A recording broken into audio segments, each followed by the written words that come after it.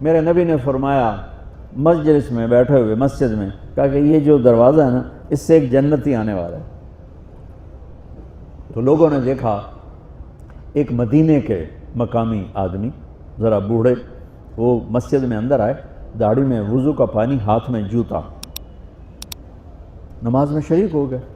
اگلے دن آپ کی محفل تھی تو آپ نے فرمایا یہ جو سامنے دروازہ ہے اس سے ایک جنتی آ رہا ہے۔ تو سیم وہی آدمی اسی حالت میں انٹر ہوئے۔ اگلے دن ہوا تو آپ نے کہا اس دروازے سے جنتی آنے والا ہے، ٹھیک وہی آدمی اسی حالت میں انٹر۔ اس مجمع میں ایک صحابی بیٹھے ہیں، ان کا نام ہے عبداللہ بن عمر۔ یہ 1,24,000 صحابہ میں ان کی ایک اسپیشلٹی ہے کہ یہ سب سے زیادہ عبادت کرتے تھے، سب سے اتنی عبادت کسی نے نہیں کی۔ ساری رات نفل پڑھتے تھے، سارے دن کا روزہ رکھتے تھے، اور دن رات میں ایک قرآن ختم کرتے تھے۔ کوئی ہمارے جیسا اول تو کر نہیں سکتا، کرے گا تو چوتھے دن پاگل ہو جائے گا، دماغ خشک ہو جائے گا، اور انہوں نے نبھا کے دکھایا۔ رات پوری تہجد، دن پورا روزہ، اور رات اور دن میں ایک ختم قرآن۔ اب ان کو خیال آیا کہ یہ بابا جی مجھ سے بھی زیادہ عبادت کرتے ہیں، جو ان کو یوں ڈائریکٹ جنت کی بشارت ملی اور مجھے نہیں ملی، تو میں دیکھتا ہوں یہ کون سی عبادت کرتے ہیں۔ کیا یہ ساری رات سجدے میں پڑے رہتے ہیں، رکوع میں کھڑے رہتے ہیں، قیام میں کھڑے رہتے ہیں، کیا کرتے ہیں؟ تو ان کے پاس پہنچ گئے، چاچا کوئی تھوڑا والد صاحب کی ناراضگی ہے، دور رہنا چاہتا ہوں، 2-3 دن ٹھہر جاؤں آپ کے پاس؟ ہاں ہاں ہاں بیٹا آ جاؤ آ جاؤ آ جاؤ۔ اب عشاء کی نماز کے فوراً بعد انہوں نے چادر اوپر لی اور چادر میں یوں سوراخ کیا اور یوں لیٹ کے دیکھنے لگے کہ اب یہ بزرگ کیا کرتے ہیں۔ بزرگ تشریف لائے، سرانے پہ سر رکھا، اللہم بسمک اموت و احیا، سونے کی دعا پڑھی، اور تھوڑی دیر بعد خراٹے آتے۔ وہ بڑے حیران ہوئے، بھئی میرا تو خیال ہے یہ ساری رات سجدہ کرے گا، تو رو رو مسلح تر کر دے گا، یہ تو خراٹے چون جاندے نہ ہو جا رہے ہیں۔ اب وہ دیکھ رہے ہیں ابھی اٹھے گا ابھی اٹھے گا ابھی اٹھے گا، پھر انہوں نے کپڑا اتار دیا، ابھی سویا ہوا ہے۔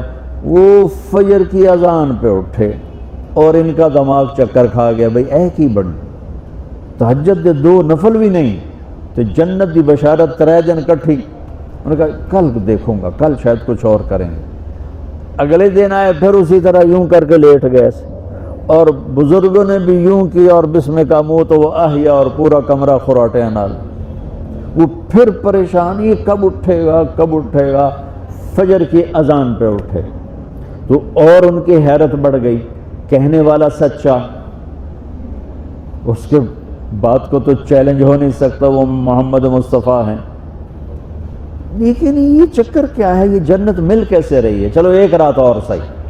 تیسری رات آئے، یہ یوں لیٹے وہ یوں لیٹے، یہ دیکھتے رہے وہ سوتے رہے، حتیٰ کہ فجر کی اذان پہ آنکھ کھلی تو یہ نا پھٹ پڑے، کہنے لگے چاچا بات بتاؤں؟ کہنے کیا؟ کہ میری کوئی جھگڑا نہیں تھا ابا سے، میں نے 3 دن مسلسل تیرے بارے میں سنا جنتی آ رہا، 3 دن تجھے اللہ کے نبی نے بشارت دی جنتی ہے جنتی ہے جنتی ہے، لیکن میں اس بات پہ حیران ہوں تو ساری رات سوتا رہتا۔ اس زمانے میں منافق بھی تہجد نہیں چھوڑتے تھے، فرض نماز تو فرض نماز ہے، منافق بھی تہجد نہیں چھوڑتے تھے۔ تو کہنے لگے کیا کرتے ہو؟ ساری رات تو سوتے گزار دیتے، کیا کرتے ہو؟ کہنے لگے بھتیجے جو تو نے دیکھا ہے یہی کرتا ہوں۔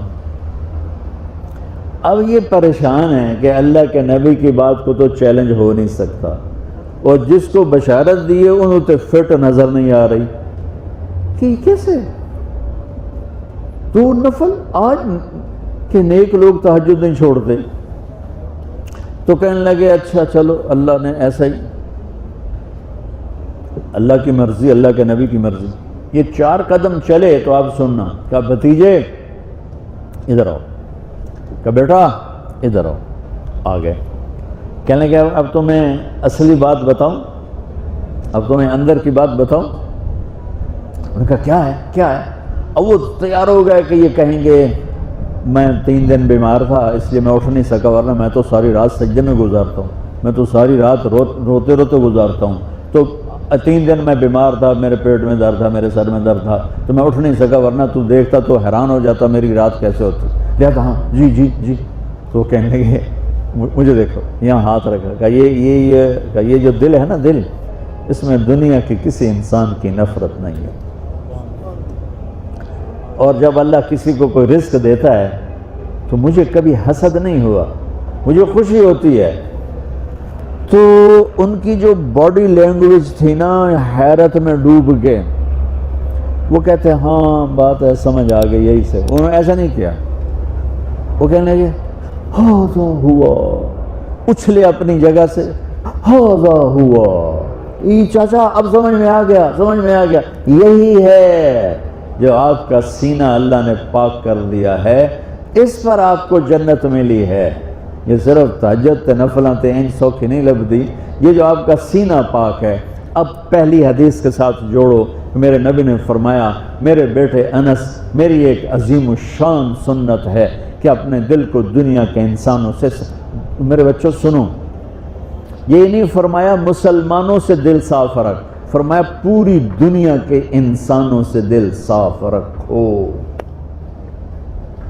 یہ بچیاں کر لیں، آپ کر لو، میں کر لوں، یہ تمہارے استاد کر لیں، کوئی کر لے، میرے رب کی قسم بڑے بڑے عبادت گزار ان کی پرواز کو نہیں پکڑ سکے، بڑے بڑے سجدہ کرنے والے اور رکوع کرنے والے نفلی ان کی پرواز تک نہیں پہنچ سکتے۔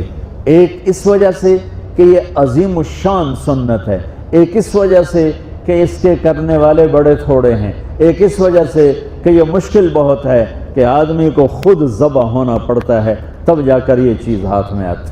ایسے نہیں ہے کہ تہجد کے لیے نیند قربان کر دی، ہم جماعت میں گئے 40 دن کے لیے، تھوڑا روکا سوکا کھا لیا اور گھر کی جدائی برداشت کر لی۔ یہ پل پل کی موت ہے، پل پل کی عزت نفس پہ چھریاں ہیں، اور پھر یہ مسکرا کے چلتا ہے۔